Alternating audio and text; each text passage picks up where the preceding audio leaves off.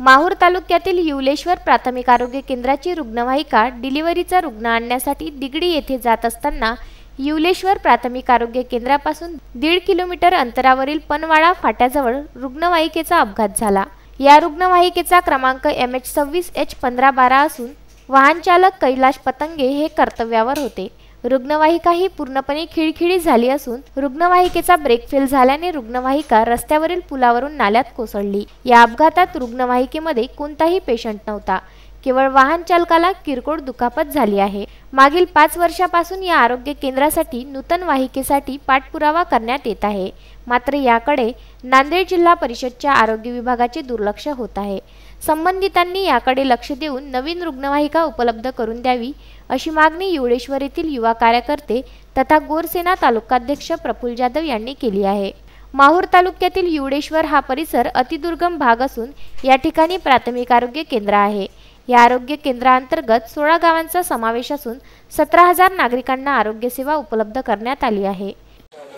प्राथमिक आरोग्य केंद्र युलेश्वर येथील रुग्णवाहिका गेल्या 20 ते 25 वर्षापासून वापरात असल्यामुळे सदर रुग्णवाहिका भंगार झालेली असून काल दिनांक 25/4/2020 रोजी सदर रुग्णवाहिकेचा अपघात झाला। सुदैवाने यात जीवितहानी झाली नाही।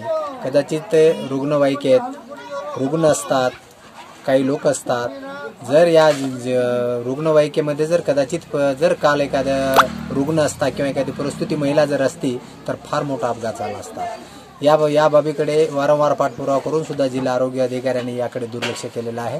तेव्हा आता माननीय जिल्हाधिकारी साहेबांना आमच्या गावकऱ्यांच्या वतीने विनंती राहील की आमच्या प्राथमिक आरोग्य केंद्र युलेश्वरला नवीन रुग्णवाहिका उपलब्ध करून द्यावी, जेणेकरून आमच्या या प्राथमिक आरोग्य केंद्रांतर्गत येणाऱ्या 16 गावातील 17,000 लोकांचं भवितव्य या रुग्णवाहिकेवर अवलंबून आहे।